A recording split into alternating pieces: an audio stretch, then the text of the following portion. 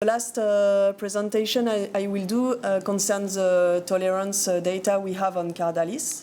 And I will present the results on the target animal safety study in healthy dogs, which is performed in a regulatory context for the file.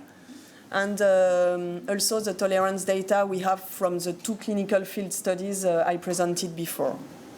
The TAS study is an experimental study. It included 32 healthy beagle dogs. They were randomized to 4 parallel dose groups. So here the 0 group is the reference group, and then there were 3 doses, 1, 3 times, and 5 times. Knowing that 1 time corresponds to the maximum therapeutic dose rate possible for the dosing regimen. 1 time the dose corresponds to 4 mg per kg spironolactone and 0.5 mg per kg benazepril. They were daily treated and followed up for 6 months.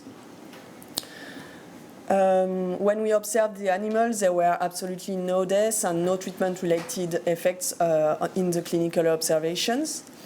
Looking at hematology results, there was a general pattern of decreased red cell mass in treated animal, and especially in the 5-time dose group.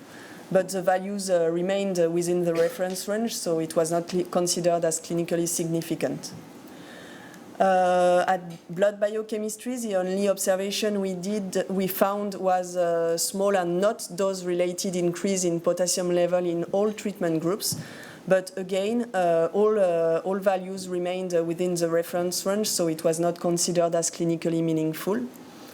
And at postmortem examination, there was a dose-related decreased prostate weight and prostatic atrophy in males at the highest dose levels, and a mild thickening of the adrenal glands also in the highest dose groups.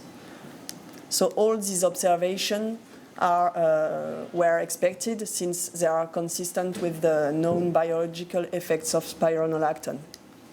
The conclusion from the TAS study was that as there was no clinically significant adverse effects in healthy dogs treated up to 5 times the maximum recommended therapeutic dose, Cardalis has, the association, of the 2 products has a high safety margin.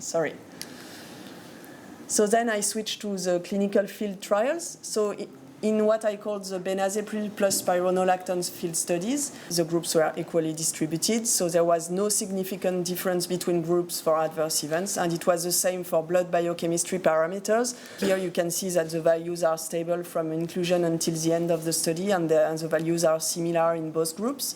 Here we have the mean plus or minus standard deviation. For creatinine, there is a slight increase, which is the same in both groups again.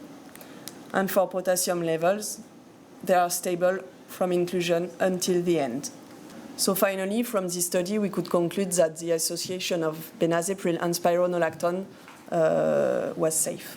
When we look at the results in the FILIT study, when we look at adverse events, the observations really correspond to signs currently observed in old cardiac dogs. And compared to the literature, like BENCH, EFIC, and COVE studies performed on ACE inhibitors, the incidence and the kind of adverse events was similar. Looking at systemic arterial blood pressure, the values were stable throughout the study, and there was no impact of Cardalis treatment initiation or after the change of treatment period. And it was the same for blood biochemistry and hematology. Here, I will show you urea, creatinine, and potassium results. For urea, you can see that it is stable from inclusion until the end of the study. So for creatinine, the levels are stable from inclusion until the end of the study. And it is the same for potassium. There is still a decrease between the first and the second visit. So finally, the FILIT studies really confirmed the field safety that we already anticipated with the analysis of benazepril plus spironolactone treated dogs. And we concluded in the good tolerance of Cardalis when given as first-line treatment in dogs with congestive heart failure due to CDVD. So the final conclusion regarding safety is that from data in healthy dogs, receiving up to 5 times the maximal therapeutic dose, and in cardiac dogs, Cardalis is well tolerated and has a high safety margin.